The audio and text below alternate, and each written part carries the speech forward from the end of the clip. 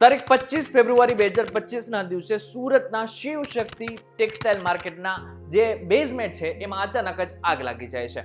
આગ થોડી કલાકોની મહેનત બાદ જ ઓલવી નાખવામાં આવે છે, પરંતુ એના સીધા બીજા જ દિવસે એટલે કે મહાશિવરાત્રીના દિવસે આગ ફરી એકવાર લાગે છે.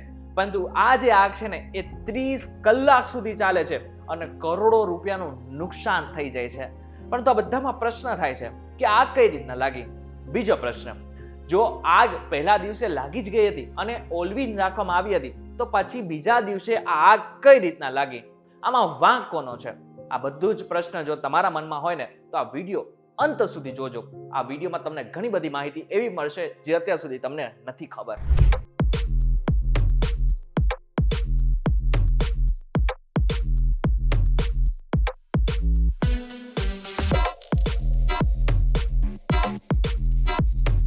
Welcome back folks VTV digital ઉપર તમે જોઈ રહ્યા છો ડેલી ડોઝ અને હું છું આપનો દોસ્ત કરણ ચડોદરા.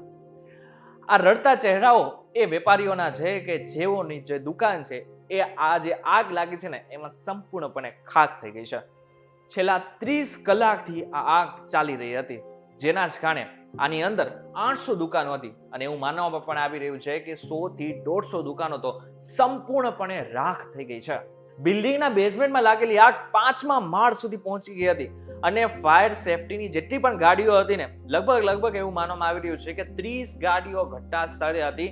પરંતુ 3જા માળે આગ લાગી અને પછી ફટાફટ આ આગ ક્યારે 5મા માળ સુધી પહોંચી ગઈ ને એ કોઈને ખબર ના પડી. 5મા માળ સુધી લગભગ કરોડો રૂપિયાનું નુકસાન વેપારીઓને થઈ ચૂક્યું. 25 તારીખે જે આગ લાગી એમાં એક વ્યક્તિનું ગુંગળામણને કારણે મોત થઈ ગયું હતું, પરંતુ 26 તારીખે જે આગ લાગી અને જે 30 કલાક સુધી ચાલી એમાં અત્યાર સુધી કોઈ વ્યક્તિનું મોત તો નથી થઈ ગયું, પરંતુ ચોક્કસથી એક વાત તો પાકી હતું કે આના લીધે વેપારીઓને ભારેખમ નુકસાન થયું છે. પરંતુ આ બધામાં 25 તારીખ અને 26 તારીખે આગ લાગવાનું કારણ શું હતું? સૌથી પહેલા એની વાત કરી લઈએ. 25 તારીખે જે આગ લાગી, સવારમાં જે આગ લાગી અને જે બેઝમેન્ટમાં લાગી એની પાછળનું કારણ એમ માનવામાં આવી રહ્યું છે કે એસીના જે કમ્પ્રેસર હોય છે એ ફાટી ગયું હતું, જેના જ કારણે આ આગ લાગી હતી.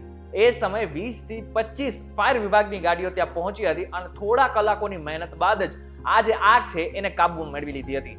પરંતુ 26/2/2025 એટલે કે મહાશિવરાત્રીના દિવસે સવારે જ્યારે વેપારીઓ પોતાના દુકાને કામ કરી રહ્યા હતા ત્યારે અચાનક જ એવું માનવામાં આવી રહ્યું છે કે ઇલેક્ટ્રિક કરંટના હિસાબે આગ લાગે છે અને ધડાધડ એક પછી એક દરેક દુકાનો આ આગની ચપેટમાં આવી જાય છે. પરંતુ અત્યાર સુધી આ જે બિલ્ડિંગની આગ નહોતી ઓલવાઈ એની પાછળનું સૌથી મોટું કારણ છે ગેરકાયદેસર બાંધકામ.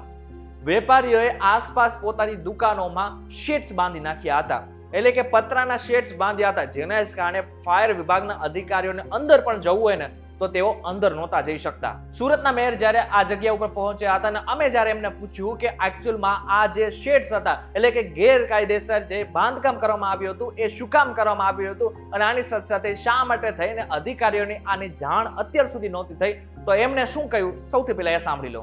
અત્યારે શૈલેષભાઈ મહંદસે આ કાબૂમાં આવી ગઈ છે. 1-1.5 કલાકમાં 100%, અત્યારે 90% છે, 1-1.5 કલાકમાં 100%. અત્યારે ફાયર ચીફ ફાયર સાથે પણ વાત કરી પછી તરત કુલિંગની પ્રક્રિયા શરૂ થશે. જે આ જે ફેબ્રિક્સ છે પેટ્રોલિયમ આઇટમ છે અને અત્યારે સિઝન એટલે તમામ સ્ટોક ભર્યા તેવું વેપારીનું કહેવું છે.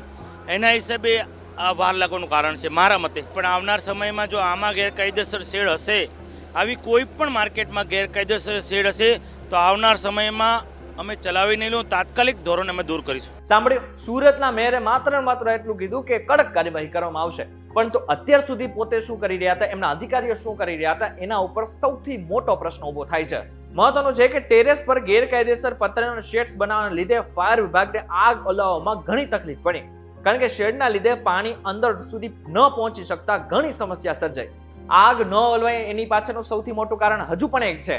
એ પાછળનું કારણ એ છે કે આગનું ટેમ્પરેચર એટલું બધું વધારે હતું કે ફાયર સેફટીના જેટલા પણ અધિકારીઓ હતા ને તેઓ અંદર જઈ જ નહોતા શકતા. એટલા માટે થઈને આ આગ ઘણી મોડી બુઝાઈ. હવે આ બધામાં સૌથી વધારે તકલીફ અત્યારે એ વેપારીઓને પડી રહી છે. હવે જે વેપારીઓ પાસે ઇન્સ્યોરન્સ છે એમને થોડી રાહત થશે, પરંતુ જે વેપારીઓ પાસે કોઈ જ પ્રકારનો ઇન્સ્યોરન્સ નથી એ બધા જ લોકો હવે કરોડપતિમાંથી રોડપતિ થઈ ગયા છે. મહત્વની વાત તો એ છે કે હર્ષ સંઘવીએ પણ આની ઉપર નિવેદન આપ્યું છે. સૌથી પહેલા તો એ પણ સાંભળી લો. સુરત મહાનગરપાલિકાની તમામ ફાયરની ટીમ ઘટના સ્થળે તરત જ પહોંચી ગયેલી હતી, પરંતુ આગનું જે વિકરાલ સ્વરૂપ હતું તે જોઈને તાત્કાલિક રિલાયન્સ, આર્સેનલ મિત્તલ, અદાની અને આજુબાજુની જે ઇન્ડસ્ટ્રીયલ એરિયા જે છે, ઇન્ડસ્ટ્રીઝની બી જેટલી બી ફાયરની ટીમ છે એને બી ત્યાં જ લગાડી દેવામાં આવેલો હતો.